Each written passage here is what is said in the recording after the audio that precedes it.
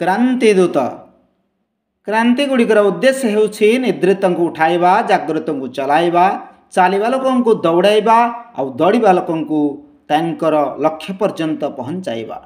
ଯାହା ଭିତରେ ଆତ୍ମନିର୍ମାଣ ଏବଂ ଲୋକ ଉତ୍ଥାନର ଅଗ୍ନି ଜଳୁଥିବାର ଦେଖିବ, ସେହି ବ୍ୟକ୍ତିମାନଙ୍କ ପର୍ଯ୍ୟନ୍ତ ପହଞ୍ଚିବା ହେଉଛି ଯେକୌଣସି କ୍ରାନ୍ତିର ଉଦ୍ଦେଶ୍ୟ। ଯେଉଁ ବ୍ୟକ୍ତିମାନଙ୍କ ଭିତରେ ସମ୍ବେଦନା ଓ ସାହସ, ବିବେକ ଓ ବେଦନା, ପବିତ୍ରତା ଓ ପ୍ରଖରତା ସଘନତାପୂର୍ବକ ଉପସ୍ଥିତ ଥିବ, ସେମାନଙ୍କୁ ଭାରତୀୟ ପରମ୍ପରାରେ ସର୍ବଦା କ୍ରାନ୍ତିର ପ୍ରତୀକ ରୂପେ ସ୍ୱୀକାର କରାଯାଇଛି। ଯାହାଙ୍କ ହୃଦୟରେ ଭାବ ଉଛୁଳିଥାଏ, ଯାହାଙ୍କ ବିଚାରରେ ସାହସ ଲହଡ଼ି ଭାଙ୍ଗୁଥାଏ, ଏପରି ବ୍ୟକ୍ତିତ୍ୱଙ୍କ ଅଶ୍ରୁ ମଧ୍ୟ ଅଗ୍ନିସ୍ଫୁଲିଙ୍ଗ ହୋଇଯାଏ ଏବଂ ଏପରି ବ୍ୟକ୍ତିତ୍ୱ ହିଁ କ୍ରାନ୍ତିଦୂତ ବୋଲାଇଥାନ୍ତି। ଭାରତ ଭୂମିର ସୌଭାଗ୍ୟ ଯେ ଏଠାରେ ଏପରି କ୍ରାନ୍ତିଦୂତ ଥରେ ନୁହେଁ ବାରମ୍ବାର ଆସି ଜନ୍ମ ନେଇ ଏହି ଧରିତ୍ରୀର କଲ୍ୟାଣ କରି ଚାଲିଗଲେଣି। ଆଉ ଆଜି ପୁଣି ଏହି ଧରିତ୍ରୀ ଏପରି ବ୍ୟକ୍ତିତ୍ୱମାନଙ୍କୁ ଖୋଜୁଛି।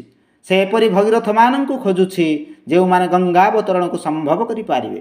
ସେ ଏପରି ବିଶ୍ୱାମିତ୍ରମାନଙ୍କୁ ଅନ୍ୱେଷଣ କରୁଛି ଯେଉଁମାନେ ଗାୟତ୍ରୀକୁ ଲୋକମାନଙ୍କ ପର୍ଯ୍ୟନ୍ତ ପହଞ୍ଚାଇ ପାରିବେ।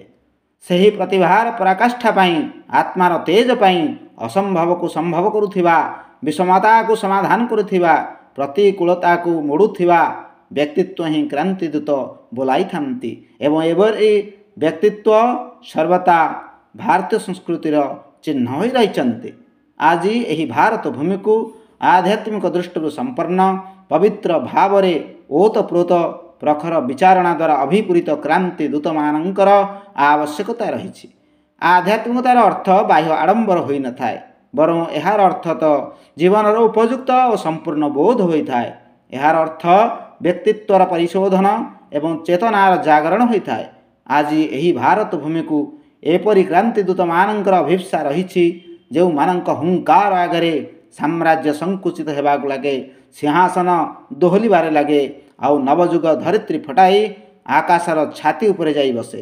ଯେଉଁମାନଙ୍କ ହୃଦୟରେ ବି ଭାରତୀୟ ସଂସ୍କୃତିର ଥାତି ପ୍ରତି ଗୌରବର ଭାବ ଏବେ ବାକି ଅଛି, ସେ ସମସ୍ତଙ୍କୁ ନିଜ ନିଜର ଅନ୍ତଃକରଣରେ କ୍ରାନ୍ତିର ଦୀପକୁ ଆଜିଠାରୁ ଏବେଠାରୁ ପ୍ରଦୀପ୍ତ କରିବାର ଆବଶ୍ୟକତା ରହିଛି। ଅଖଣ୍ଡ ଜ୍ୟୋତି ଓଡ଼ିଆ, ଅଗଷ୍ଟ 2018, ପୃଷ୍ଠା ସଂଖ୍ୟା 3। विचार क्रांति दूत यूट्यूब ओडिया चैनल को सब्सक्राइब करिया सह परवर्ती वीडियो प्राप्त करिया पई बेल आइकन दबांतु एवं विचार क्रांति दूत ओडिया फेसबुक पेज सह जोड़ी हुंतु। धन्यवाद।